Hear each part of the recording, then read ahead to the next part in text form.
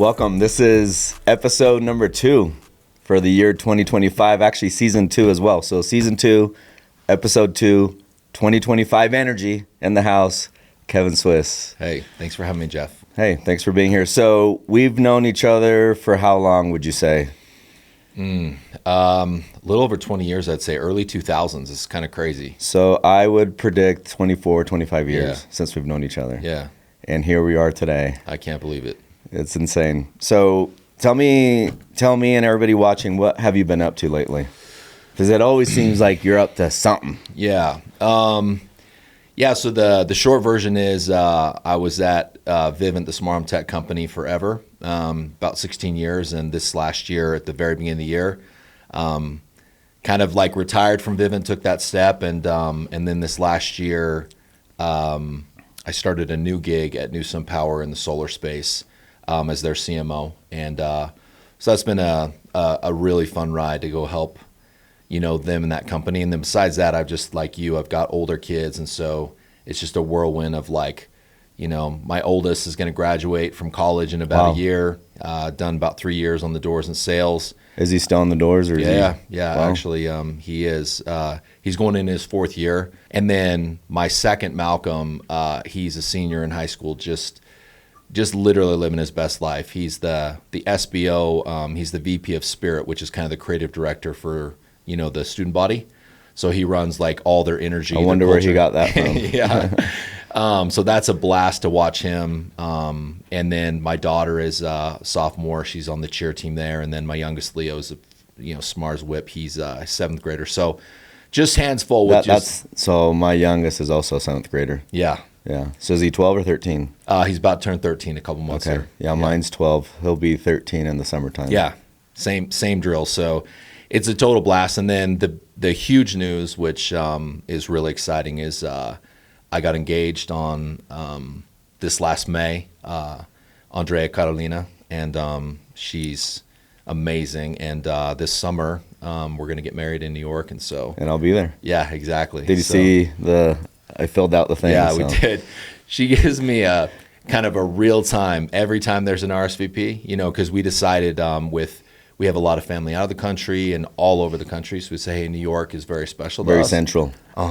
And but then when you do that, you're kind of like, oh, that's asking a lot of our guests, to make the trip. And you kind of don't know. And it's been really special that our most important people to see those RSVPs come in. Well, what's cool is, it's a destination wedding. Yeah.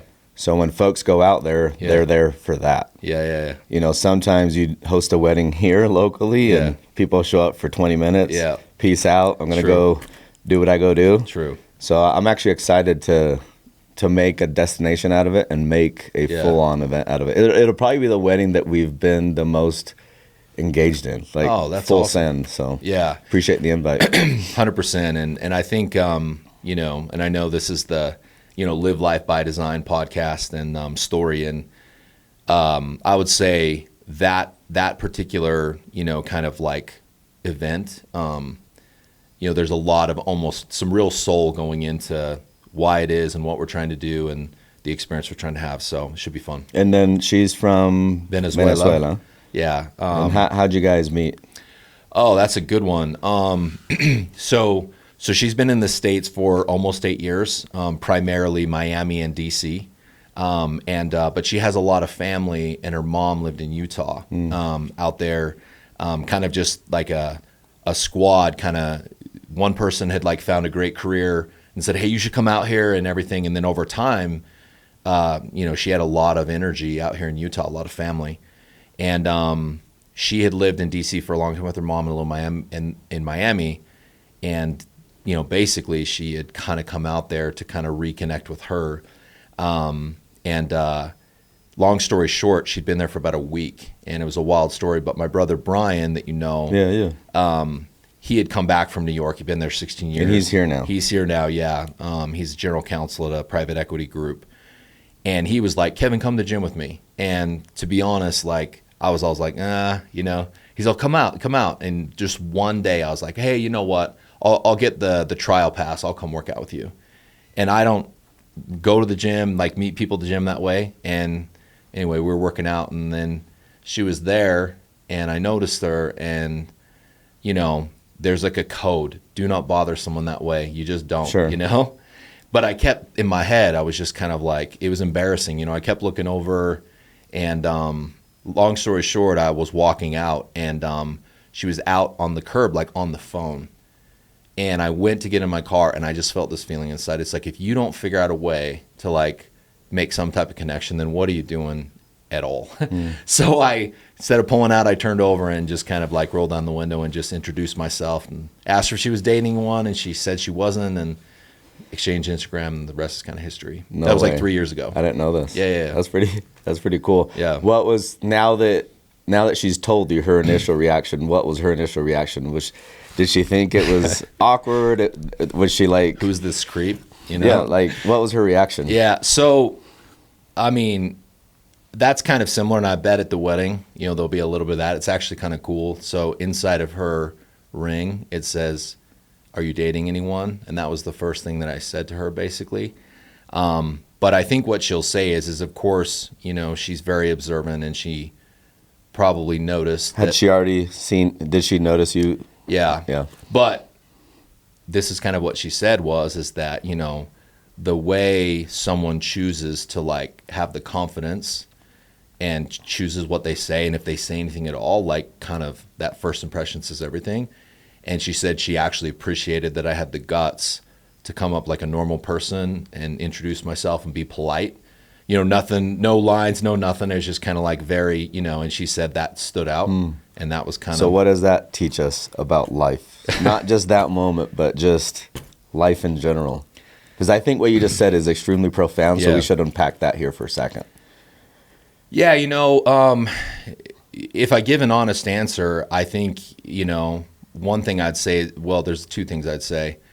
I think you need to listen to some of those voices and like have courage. You know, I think there are moments where there was definitely a voice inside of me screaming at me, you know, to make a connection. And the other voice was saying, yeah, just like literally like it doesn't like excuses. Like literally it's like, hey, meeting people's a dime. it's the devil on one side and the little angel on the other. That's right. And then I think the other thing I'd just say is just kind of like, you know, I feel, and this is a longer story. It's interesting. We're talking about relationships at the beginning, but,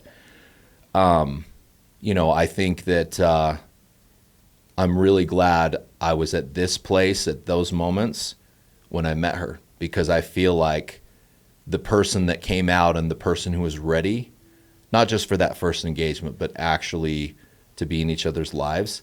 I wouldn't have wanted to meet her, you know, at, you know, 10 months before, 18 months before. And I think that to an extent there was some preparation there, and, you know, because she's incredible, absolutely incredible.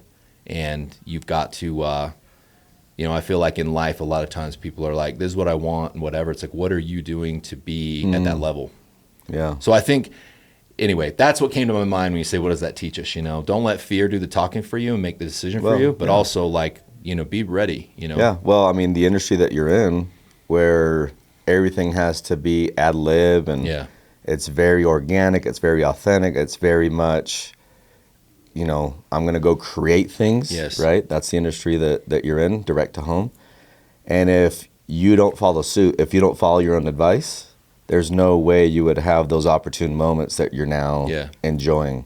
Truth. So again, a lot of people can talk about it. Yeah. There's a difference of talking about it and then actually being about it. You work with Jordan Binning. Jordan Binning always says this, and I say it as well, is well done is way more powerful than well said. Yes. So well done. Thank you. Well done. Yeah. So that, I would say that kind of is the quick summary of what I've been up to lately. Great. No, and I appreciate you sharing with all of us here. Now let's talk a little bit about gamification, because I know that's a big thing in your world. Yeah. Maybe, I mean, this goes back to the satellite days. The cup was created. It was literally created in a room where we're just talking about different things. So why don't we go all the way back and talk about how the first cup in direct to home was created? Yeah, I agree. So you have to back up to, you know, it's about 2006, and in fact, that was probably the very first podcast too. Yeah, that was created with 100%. Jake. That's right. Rest in peace. Rest in power. 100%.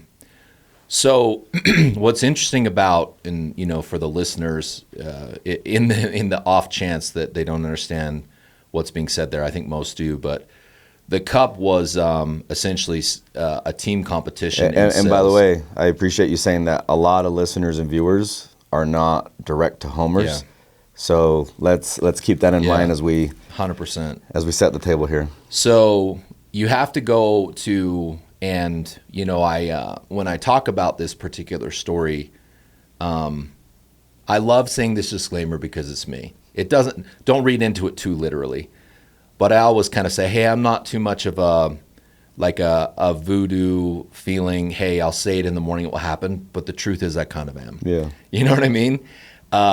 And so when I have these moments where I feel guided, I'm a little more private about them, and I don't turn it into something I'm necessarily sharing. But this was one of those moments where when you look at what happened after, it's really hard not to say, hey, that was kind of a special moment, because I basically have raised my entire family and my career because of kind of this thing. But I was sitting around March time that year, and March Madness was going on, in basketball. And this is a real story, like accurate to the T. I wake up in the morning, and then it was like lightning struck my brain. It was like, why don't we have March Madness in door-to-door? Like, why don't we? Like, why has there never been brackets? You could have individuals, kind of go head-to-head with sales, and if you had more, you would advance. And for about 2 hours, it just kind of creatively, I went through this concept, and I went into the office. I actually called Jake, and I went in to talk to Doug Robinson. And I just said, hey, what do you think about this idea? We've mentioned Jake's name twice. Maybe explain who Jake is.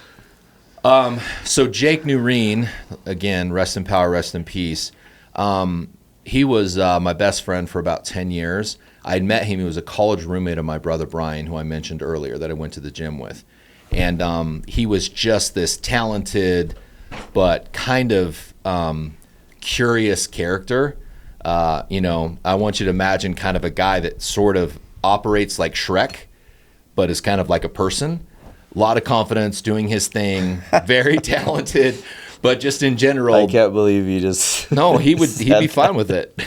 In the early days, like literally when he was coding, they would tape a paper to his office, like Shrek. Yeah. He's like, get out of my, whatever. Yeah. So. But Jake, he was super talented, and I was an entrepreneur, and he just was one of those ones who just wanted to be part of the crew. He wanted to be involved, and I kind of, over time, once I realized what he's capable of in technology, coding, and in video work, gave him a job. And so he was kind of back then when we were back in TV at Atlas. And so I basically said, listen, for March Madness to work, it can't just be a game. And I really want to get into this today. So in the room, there's Doug Robinson, Jake Nureen, Kevin Suess. Correct. Okay. But if you look at sports, and that's one of the main things I would love to share today, is the difference between games and sports. We were going for sports from the beginning, and that's where I've tried to go the whole time, which is actually honestly different than games. And we'll get into it. But it was like, we have to have this media piece. We have to have this culture piece. There has to be brand to it. There has to be star power. It's not just looking at the scores and like wanting to just compete. There's the whole industry that comes along with sports. How can we create that at our company? Because that, at the end of the day, is what's going to drive it, because spectators. You have to make it where people are in the arena.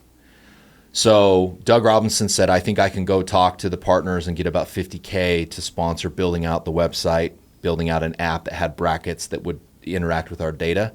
And then we needed, a little bit of investment, just a small one, to kind of build essentially kind of a ESPN studio, a little, kind of scrappy studio, because you would need to tune in to SportsCenter, our version of it, to get the results and see people talking and making these athletes, the sales reps, stars. Okay, hold on. So we got two machines being created. Mm-hmm. You have the back end, the optics, the scorecard. Yep. And then you have the ESPN. Why? And I know you're going to get into it, but let's start digging it down. Why the ESPN piece and not just this other piece? Yeah, so I think the key is that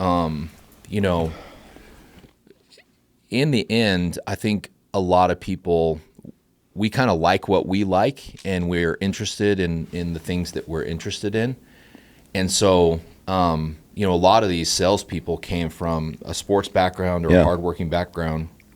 And so if you look at it, it's like, who tunes into SportsCenter? I mean, people like sports, but usually they enjoy those games, playing them as well. People that watch golf typically enjoy playing golf. People that watch football, they actually love it to play. I mean, sure, every once in a while, it's like, I'm not really much of a player, but I love watching. Sure. And so there was this piece of understanding the spectator and the actual athletes. Now, the athletes, that recognition of playing the game in front of people, it flips a different switch. And so there's a power and a motivation to do more than they normally would do, because they wanted to win, and they wanted but the not in the recognition. forest alone. They wanted to win and be recognized as the best. Because a lot of these alpha salespeople, when you really get down to it, I mean, it sounds like they're being like saying a punchline, but it's true. They're like, money is just keeping score. I want to be at the very top. That's how they're wired. So you basically put that on video and you share it with everything, and suddenly they're like, I've never felt this time. And then they would do anything. They would work till midnight to earn that chance to be the person in front of everyone. It goes back to the Dale Carnegie quote, right? Which is, what's the most beautiful sound in the world?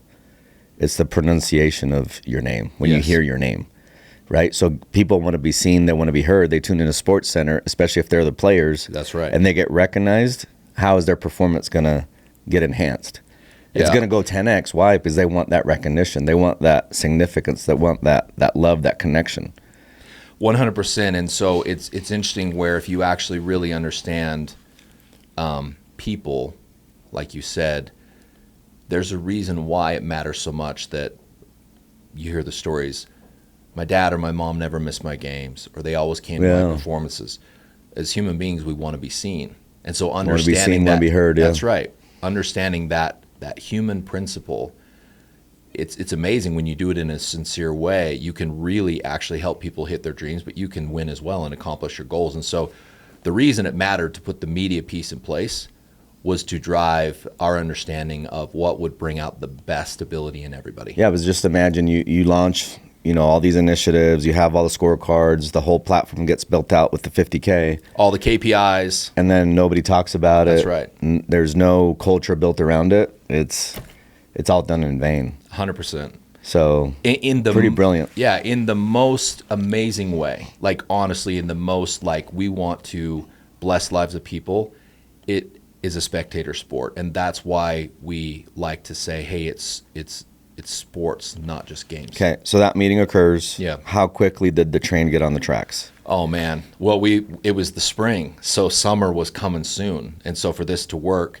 And by the way, I do want to address what you said about the cup. What's amazing, and this is another story of, it's so important to understand partnership, and more minds working together on a cause is better than the individual talent. The first idea I had, this is a little inside story from the past, was just the Madness, the individual tournament, which long term, the leverage isn't there than getting a team on board. And we're going to talk about having 60 managers in one team in El Paso. But it was actually Nick Hansen in that room when we were together that was saying, like, hey, well, we need to do something for the offices. We need to do something where everyone's competing team to team. Mm-hmm. And that's kind of, the conversations after the conversation, and then this entire concept was created. So, okay, so so when did the name The Cup get created? So actually in that meeting, we talked about soccer and talked about the World Cup. And we talked about, it's like, well, what's the biggest sport in the world? It's got to be soccer, football. And what's the biggest trophy in that sport? It's the World Cup. You have a really hard time arguing there's anything bigger in all sports on planet Earth than the World Cup. So we just kind of said at the very start, we are going to think big from the beginning and build a brand around whatever's the biggest. Like, that's what we want to be for the teams. And I remember we're in California, and we start walking around to different stores.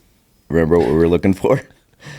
We were looking for Remind a me. cup. Yeah. Do you remember that? Yeah, the trophy. Like the actual trophy. We're like, oh, this looks cool. Oh, Yeah. What do you think about this thing? Oh my gosh, dude. I haven't thought about this in forever. Like literally, there was probably that 10 of us dudes walking around the streets of LA. That's right. Looking for the trophy. That's right. Oh my goodness. I totally forgot about that. Yeah, so really quick. Yeah. I agree with Nick Hansen wholeheartedly. In fact, when I was at Vivint and the madness came around, I didn't really care too much at all. Yeah. Why? Because it was a solo show. That's right. And I was always more about leverage and about getting the whole team dialed in and riled up to go compete. Now, I would tell my guys that were in the madness, let's go, Sure. to get them into the system so that would make my life easier. Yeah. So the madness would manage them for me. Sure. And then I could lead out. But I always wanted team competitions because nothing unites a team more or an organization more than having a common enemy. Absolutely. So I made sure that I created tons of enemies all around us and a lot of haters around us to fuel the fire of our team more than anybody else. That's right. And, for the listeners that are following along and they're engaged, I think there's so much to be learned in storytelling. So stick with us. I know sometimes it's like, hey, these guys are going down memory lane, whatever, but there's some real interesting truth here because in that process, if you want gamification to matter with your organization, there's a bunch of things you need to identify. But that principle of leverage, that's actually one of literally the guiding principles of the strategy that you have to have. The solo show actually can create a bunch of levers that get moved that you don't want. And it actually causes the opposite of your kind of like, how do you capitalize this the very best? And so, when we kind of got everything and stood it up together, like you said, how quickly did it come together? In like a week, we kind of put a desk, put it in front of glass windows, tried our best to make it look fancy. And then we said, how are we going to watch the numbers come in at midnight and then put it all together and try in a sports editorial, sportscast, broadcast way, kind of talk about the results. And I actually remember, it was interesting, we had done the first show at headquarters, but you were traveling, and I remember connecting with you, and it was like the second or third one we got you on because you were on the road as we launched because you were like corporate leadership at that point. And the key is we always said, hey, we had to be on board because we didn't have the technology back then. We'd edit through the night. So when they woke up and they went to their correlation the next day, and that played a key role later when I pivoted back to Vivint. And I remember Keith Nelson, one of the co-founders, was like, how are you doing this thing where the sales reps numbers come in and in the morning there's a video? Like that sounds kind of like, well, that's easy, as we sit in this room. But back then it wasn't, there was nothing quite like it. So the pivot happens from satellite TV into alarms. Yeah. Back then it was called, I think it was APEX when we first joined. Yeah. Or was it already APX? I think it was APX, but the brand was like 3 years new at that point. Yeah. So we joined APX. Yeah. And then the competition platform comes with you.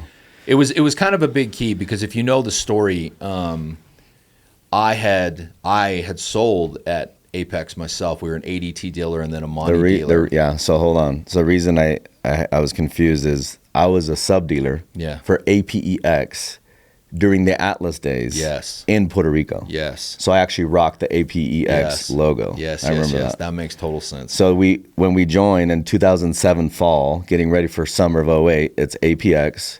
And then that's right. Let's talk about how the competitions came in. So I had a relationship because I had knocked in 02 and 03 for them, St. Louis, DC, and Minneapolis.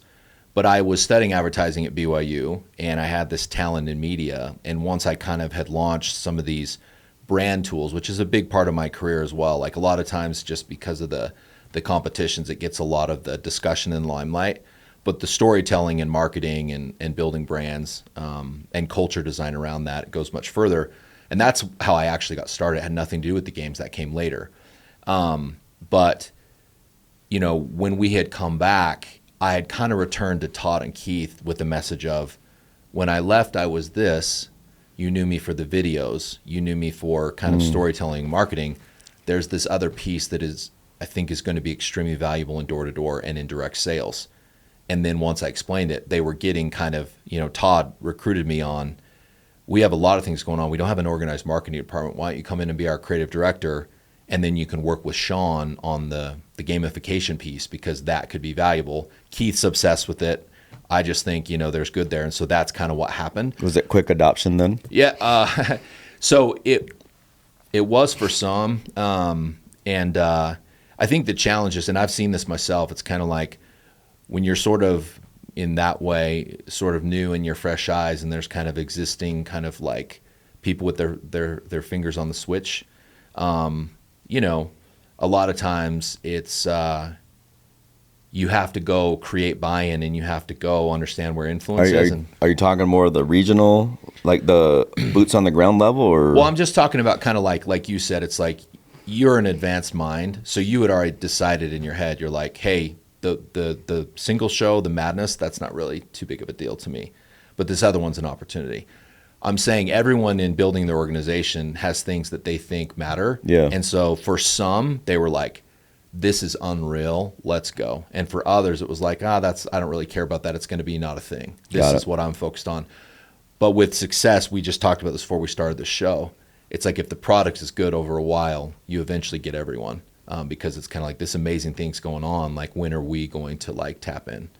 So I would say the adoption, it took about 3 years. I remember after the second year, my boss, Sean, was like, hey, look, you got to understand, like, you're never going to get everyone, like half and half. But after the third year, it took off. You couldn't be, and again, a lot because of the spectator sport and the media, we were very convincing with our propaganda on like the self-interest from sales leaders. It was almost like if you don't give this opportunity to your people, it's a disservice, because they saw what it could do for them. Well, the other thing that was brilliant is the divisions. Yeah. That way there was massive buy-in. Every team could compete. That's right. When did the divisions become a thing? Because at the beginning, I'm assuming it was just, and I can't remember, but I think it was just one division, right? Yeah. So I would say it was actually pretty early. I don't think we went much further past the second year, which would have been summer 2009, where, I kind of was like, looking again at sports and the way they label their leagues, the American League, the National League, and national, conference, baseball, football, everything. And we just had this idea where we said, hey, we need to meet people where they are and give them something to build on, which was like, hey, we may not be quite at that level, but our tournament is just as legitimate, and we get to compete kind of the way boxing is built, all the way up to heavyweight. And it just worked really well, because we kind of said it's about the business, and the business is if your reps and your leaders win, then we win as a business. Todd always said, treat your customers like gold, treat your people like gold. But it was kind of that if you do the right things for your sales force, everything else will solve itself. That's what the leagues was about, because you wanted to build something where people felt they were on the inside of it, not the outside. If you go to some event and it's like kind of only the few same people, it's really interesting. I've found, for whatever reason, some of the groups that lead these types of organizations, I think they go a little too hard on this exclusivity. And it's kind of like, hey, if it's elite, then that's what's special. And then there's just a lot of people that you're not, servicing. Yeah, and also taking advantage of what they can bring to the table. Yep. So the leagues, like you said, and saying like, hey, let's build it where if you have a team of 8 people, there's a really legitimate tournament for you. But if you're running a team of 60, you do your thing. So let's list the divisions. So there's D1, D2. What else was there?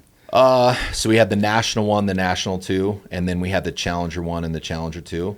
And then I kind of had the Scout, and again, and that was, to be honest, there's the Bunny Hill lift at Brighton is called the Scout, where you go learn. Is that where you got it from? That's where I got it from. That's funny. So did people in the Scout actually care? Or were they like, we're the Scout, we're not gonna? Yeah. So again, it's kind of like you need to work together with the team, but this is kind of what happened. I was always a little bit saying like, hey, the economy will be driven with supply and demand, and if everything's just handed out, people won't value it. And so there was always these kind of raggedy teams on the very kind of bottom that were doing, struggling on whatever reason. For the most part, when I took a look, it's like, hey, you got to have some standard. And sometimes there was like, hey, we need to get these teams in the thing because they didn't make the cut.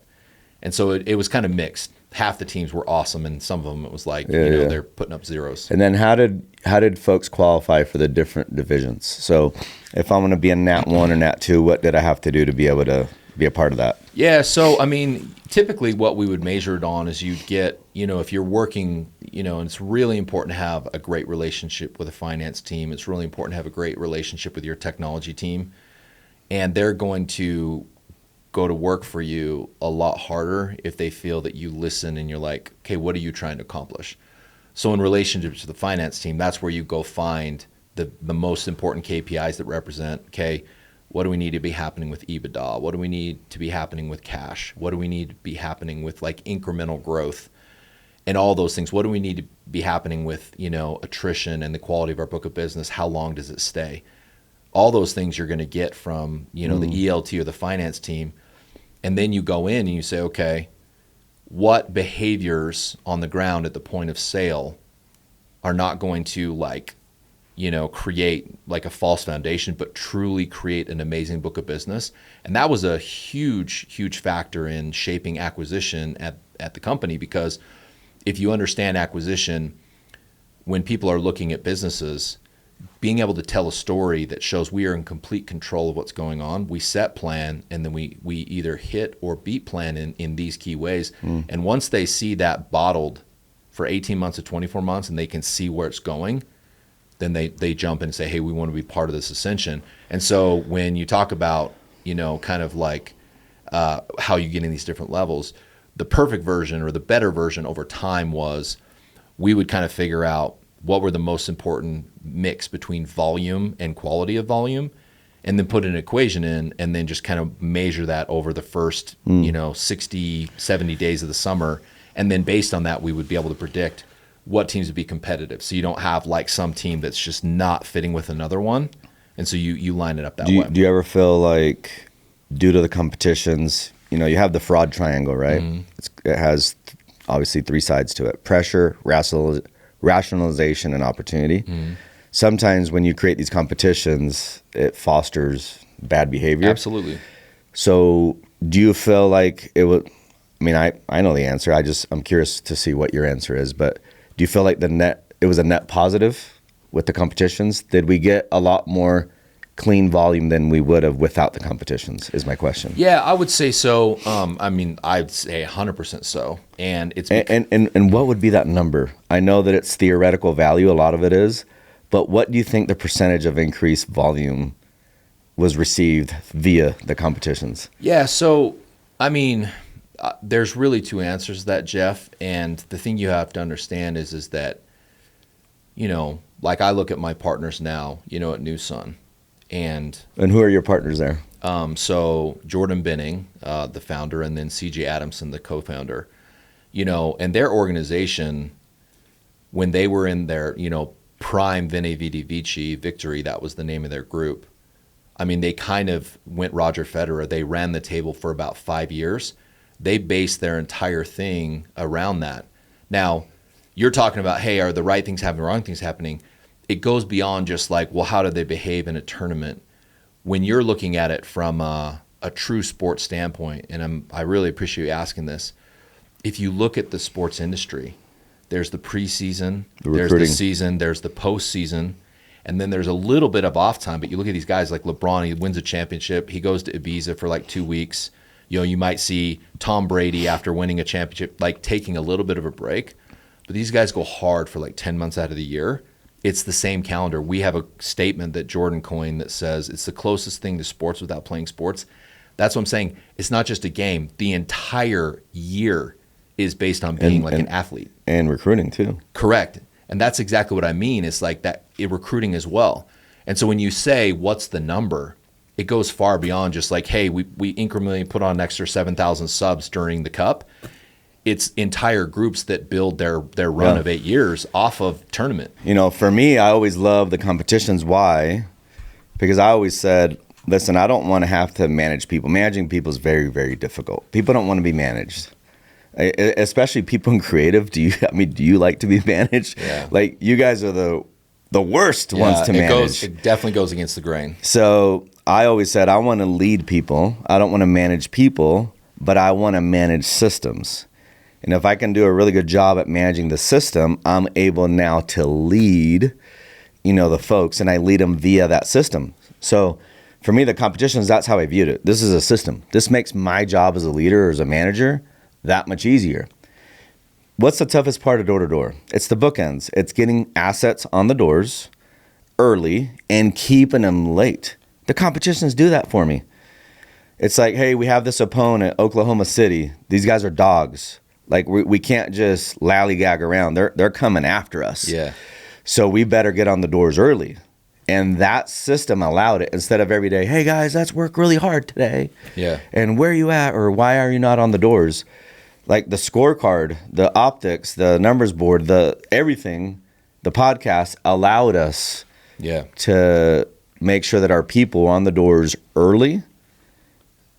They were on there, they had a lot of frequent accounts, and they were out until late. In fact, the guys were on the doors so late that we had to set a curfew. Yeah. Because they were rocking accounts till 12, 1 a.m., et cetera. So, 100%. And, it's interesting that, you kind of, even you saying that name, we got Oklahoma. It's like the concept when people go into a zone and they lock in, creating that locker room environment, like we're about to run out of the tunnel, they just, you're able to captivate them and create efficiency, create consistency, and accomplish the goals really they've gone out there to do the job in the first place.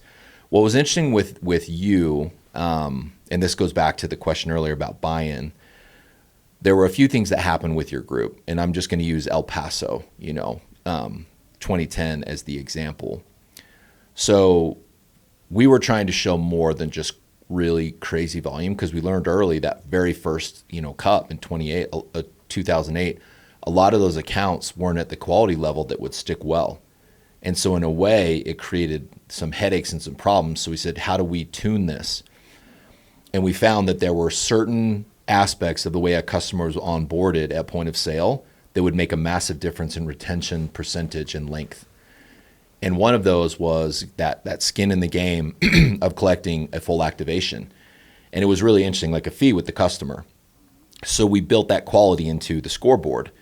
And this is what was so amazing is the 2 prior years when they said, hey, go have a high activation collection percentage with your book of business, the most powerful leaders and influential leaders at the company were like, it can't be done at that level, blah, blah, blah, blah, blah. And then Jeff in El Paso understood the game, knew the rules of the game, saw it as a weakness everywhere else, and said, if we run this strategy on the court, we're going to go full court press the whole game. Like, you can't do that. Like, that's not normal. That's not.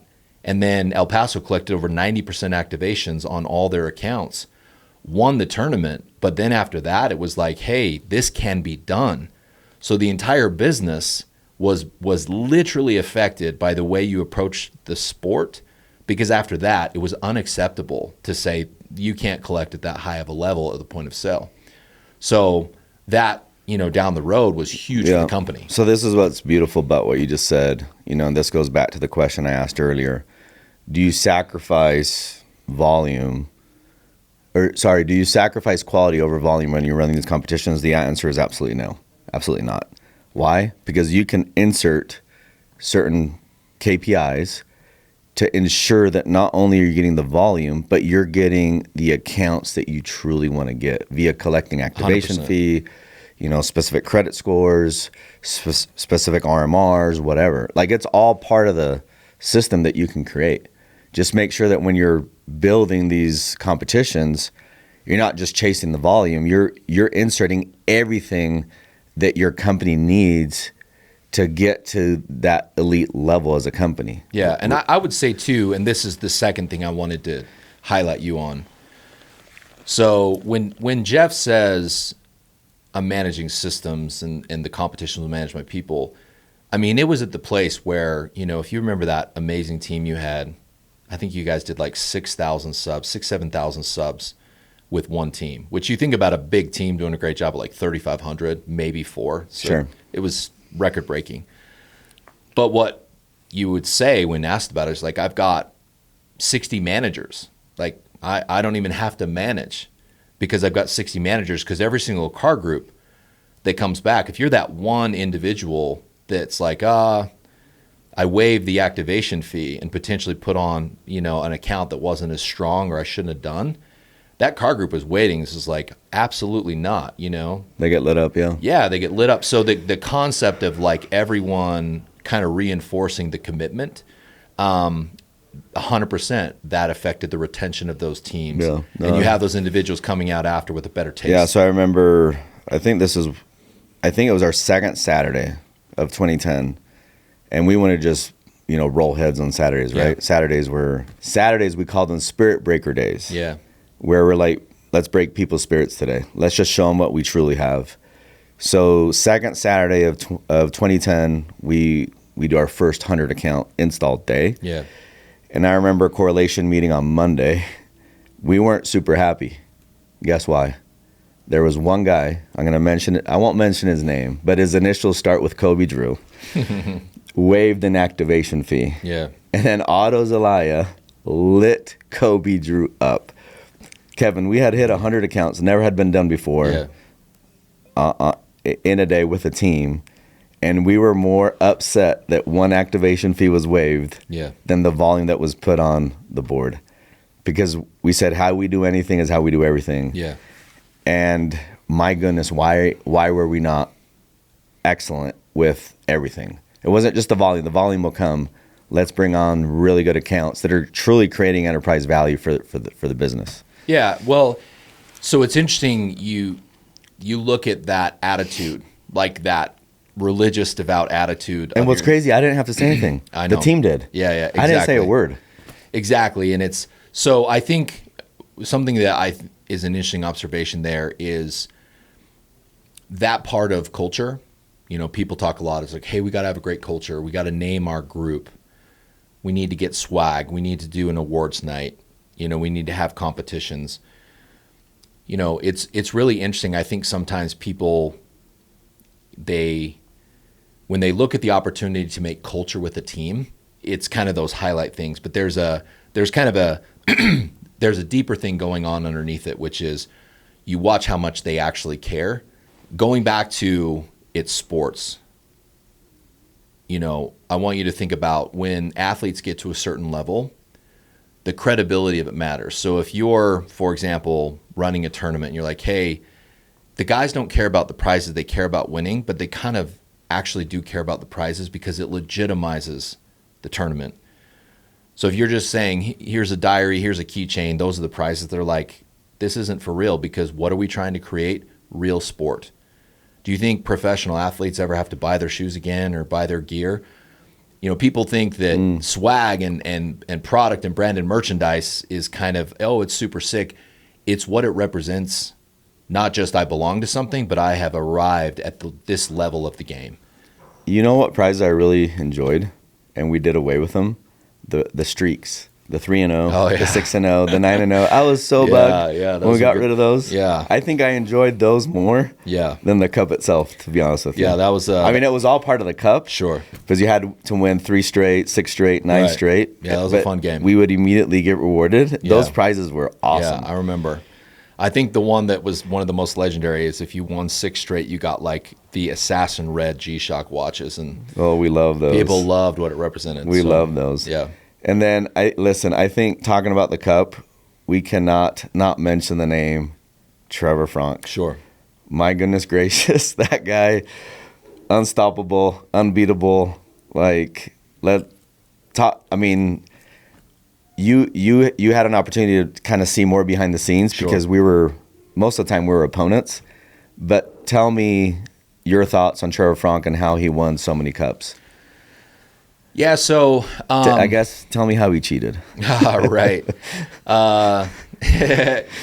So I think, at any company you work for, and I'm telling you again, take it for what you will, because at every single door-to-door business that is at at least a substantial level at this point, they have some type of a gamification or competition platform. Every single one. Like you name anyone that's doing more than just like one dealer, one person, they're doing it. And this is Kevin's opinion.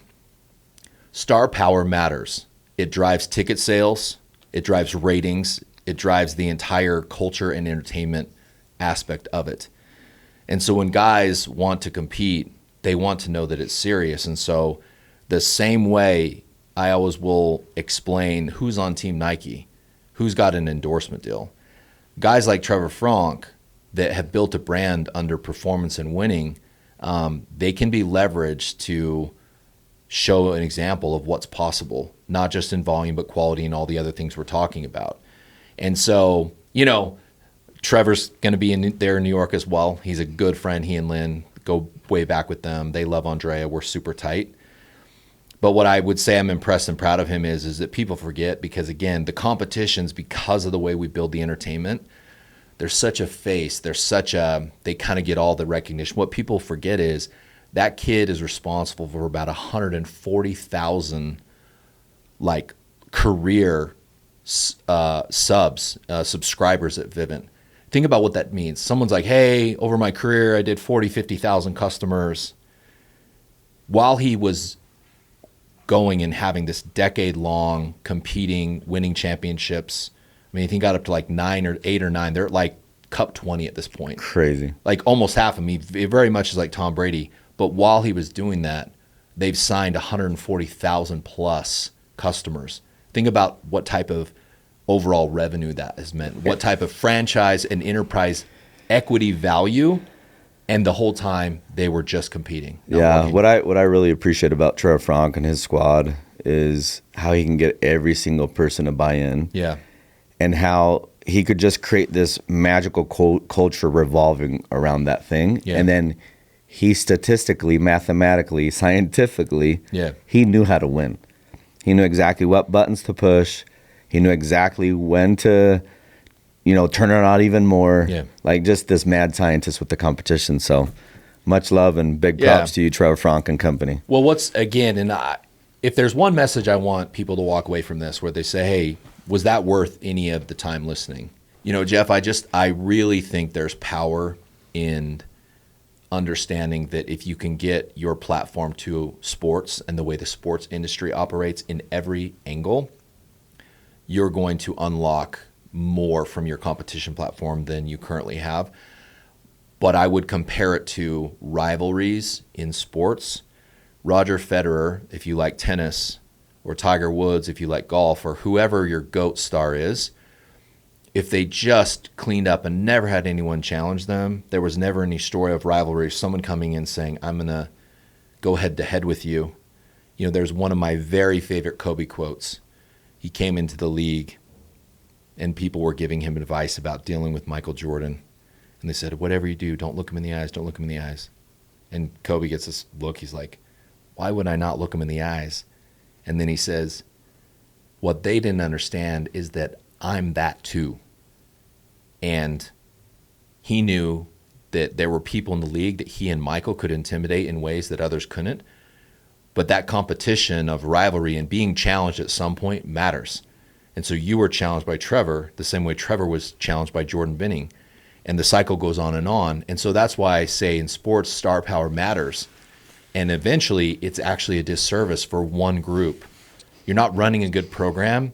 I mean, how many times have we seen an NFL team do a back-to-back? It's like so difficult. So hard. That's what you want. You want parity. And that comes from inspiring your stars to go out and lead and represent, excellent sport, not just gamification. So for the software companies that are like, hey, what do we need to do? The badges matter. Like I do think guys like to collect, and you versus you is huge. But it has to be more than games. It has to get to the level of what sports do. Love it. Okay, so Vivint for 16 years, you pivot to New Sun. Mm-hmm. I mean, you having been in the space and pioneered, the sports industry. Why New Sun? I mean, you had so many different options, so many different opportunities. Why did you choose to call New Sun home? Yeah, that's a really good question. if I'm honest, I had told myself for quite a few years that, when you've gone to the very top with a place like Vivint, 2012 Blackstone acquisition, 2.1 bill. It was the biggest in the tech industry, Utah at the time. Spun off Vivint Solar, acquisition, Sunrun, 2020 IPO, and then NRG acquisition in 2023 for $5.4 billion. When you're part of building that book of business, that's over $10 billion of value. Yeah, it's pretty awesome stuff. And again, I was just, I think I played like an important role, but there are so many people that made all that take place. But I was committed, and I had told myself, it's like, hey, this will be it. And there's a really interesting story. It's like, where do you go from there? What card do you play next after something like that when that's done? But I need to work. I need to, make a living, and I need to have purpose.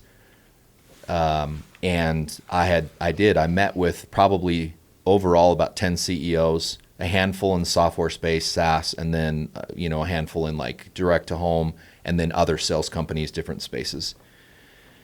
And I had a really pretty compelling offer, 2 compelling offers at other places than Newsun. And one of them was at a software company. And I just had this crazy moment where I was meeting with Jordan and CJ, and CJ challenged me. He's like, why? He's like, he basically said, you have so much to offer. Like, why would you take that off the table? Not, hey, do you want to be forgotten? But he's just like, what you have to offer, this is the center of what we're doing. And I want you to view this as like Vivint in its early days, Apex in its early days. What if you could take everything you've learned and really actually go and put that into a place? And we looked through it, and it was weird, but I think I was thinking slightly selfishly, just like, hey, and he just said like, we think this is a huge opportunity, but we're saying we need you. And that honesty, that particular version of, hey, let's do this one more time. And honestly, that was it.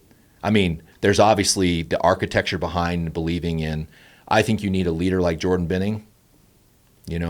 I genuinely do in the door-to-door industry, which is billions. It's the thing that all these companies don't have, the ability to go build business in that way.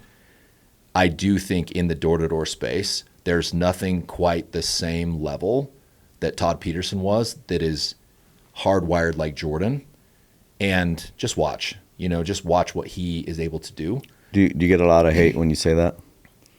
No, not really, to be honest. And Jordan and I, we have a pretty, we are iron sharpens iron, game respects game.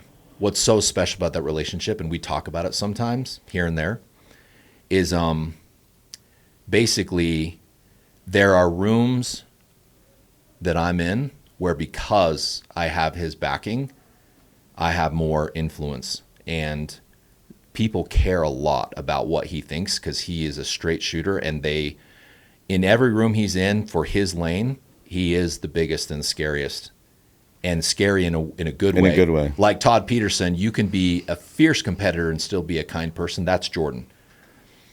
But he also experiences the same, where he's in rooms, and because I am at his company and I am his CMO, he's taken more seriously. And that sounds like a little, interesting thing there, but it's real. And so we have a great partnership and mutual respect. And it's really, really fun to be with someone who is so senior and has so much experience and talent. And we're very aligned right now. So it's awesome.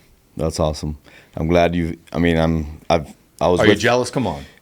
Say sometimes you're jealous. I was with you guys in Cabo, man, and it was just what I saw you guys put together and how special the vibe is, the feeling. Because culture, it's not, you and I talk about this all the time. It's not the posters. It's not the mottos. It's not the mission statement. It's what's the feeling? What's the intangible? I know what a culture feels like, looks like as soon as I enter a room, as soon as I enter a company. Yeah. And when I went into that room where you guys were hosting, your keynotes, et cetera, the feeling, the vibe, just the competitiveness and the togetherness, and it was just beautiful. Like it was fantastic. Yeah. And that goes to you, that goes to CJ, that goes to Jordan and company. And what I love about you guys is you guys understand that you do it together. Yeah. It's not just you three. And Lacey, I got to mention Lacey. Yeah. Man, you guys just know how to build it and allow everybody to feel that ownership, and you allow everybody to feel like they're doing something beautiful, which they are. Like you guys are doing something amazing. So props to you guys. Thank you. And let me just say this one thing. And if people are still with us on this, I want you to think about your leaders in your direct home company. Or any company. Or any company. Absolutely. Let me restate that. Just so you know, so at Studio 168, we run competitions with our community managers. Oh, hell yes. That's awesome. And our leasing agents and everything. That's amazing. In fact, these shoes were one of the prizes that were given, these custom Air Force Ones. I love it. And I love hearing that it's not just that one industry. It's disrupted the people strategy of other spaces as well. I would just say this. Jordan told me one time when we were trying to, again, organize this important factor, which is you should be using your compensation model and your financial engineering as the way people are paid as important guardrails and buy-in pieces for your gamification platform, so that you make sure that we do the right type of business. If it affects the overrides and it affects the stack of leadership, and they recognize you can't just la-da-da-da-da, and it's like, I don't know what my people are doing out there. It's like, as soon as they have that skin in the game. And so we were talking about putting it together and creating self-interest and people believing that they had a real seat at the table. And Jordan says this, and this is what I want people to think about who their leaders are. He says, if you make it to the top and you're by yourself, what is the point? He's like, you want to get to the top and you want to have everyone there with you and have them succeed together. Like, that's what he honestly believes. And I'd say that that is a big part of also, choosing to go where it is, or choosing to be at New Sun. There's just immense trust, immense trust in why he's doing it and what he's trying to accomplish. And you see loyalty is rare. And you look at the way that that group, what you felt in Cabo, that's who they really are. And I actually think that, sometimes companies with the success kind of lose sight of, hey, it's only special if we have unity over everything. That's one of our core values. I love that. Now let me ask you a few more questions here. And these are a little bit more introspective in nature. Let's pretend that you enter a room, Kevin, and in that room is everybody living or gone, no longer with us, passed away. Everybody you've ever met in your, how old are you now? I'll be 46 or 47 this summer. So everybody that you've met in your 46 years of life is in this one room. Yeah. Kevin, who do you look for first? Who do I look for first? My mom. And why? Well, it's personal. We lost her to cancer, unfortunately, early. If there was anyone who deserved to get the whole run, it was her. And, about 4 years ago, this summer, it'll be a 4-year anniversary. I've only actually, you have your private moments. There's been a couple where I'm kind of alone and thinking, and I've kind of felt her close. But I did have a dream once where for about 10 seconds it was as real, and I kind of felt her close as well. And so she just, she was the best of everything. She was one of those people that wasn't just like an optimist and friendly and really didn't say much negative about anyone, but her limitless ability to serve and to see the best in people, especially the people that everyone else had given up on, that probably never felt seen. She had this ability to kind of find those people and make them feel they had a spot and make them feel they had worth. But at the same time, she served like the highest levels, every leadership position you can imagine in her church, and she was a beast. So it was just kind of like she wasn't looking for like fanfare or lights and camera. She never bought anything nice. She was just a true angel. And I mean, I would basically connect with her first. So Beautiful. that's an amazing question. I've never been asked that in my life. That's a good one. Okay. Thanks for sharing that. It's beautiful. I lost my mom. I think it's been about 2 years now. And she's the one that I would go hunt down and give a big hug. And, you know, just give her that much more love, you know? And by the way, I say that as if it's like some observation. I'm on that list too, you know? I think one of the hardest things in life is, at least we're all kind of built differently. And introspectively, it's like something that's always mattered for me, like a love language for me, is feeling understood. You know, it's weird, like when you compete in your career, you know, I feel like sometimes people can misunderstand you or get the wrong idea. And I feel like in weird ways to myself, I'm always reassuring myself of, you know, in a way you're like, well, I don't really care what people think. But at the same time, someone will say something, or you'll come across and like, hey, you look so happy, like these interesting things where people care about you. And it's like, you're like, hey, I'm working hard at life, you know, like everyone. And my mom, she definitely always saw the best in me. And it was just interesting, like having to move forward without her around, who, you know, it's just interesting when your parent is proud, it's different. It just hits different, you know? And, you know, she always delivered such a confidence boost, you know? Yeah. So beautiful. Thanks for sharing that. Yep. I think what I would hope that is written in that letter is, I mean, it really boils down to family. And I've started to, and I'm embarking on, you know, this next chapter with Andrea. And, you know, we have amazing plans as far as the life that we want to have and the family that we want to have, and, you know, everything that comes along with that, you know, this beautiful thing that we call life, this journey that you're supposed to value. And then Asher, Malcolm, Violet, Leo, you know, I hope that in the end, as I write that letter, that people have, you know, that they have health, that they have found the people that are going to be important in their life, that they've been able to have and start their own families. And that hopefully my efforts and, you know, like I told you, like offering what you have to, you know, help other people get where they need to go.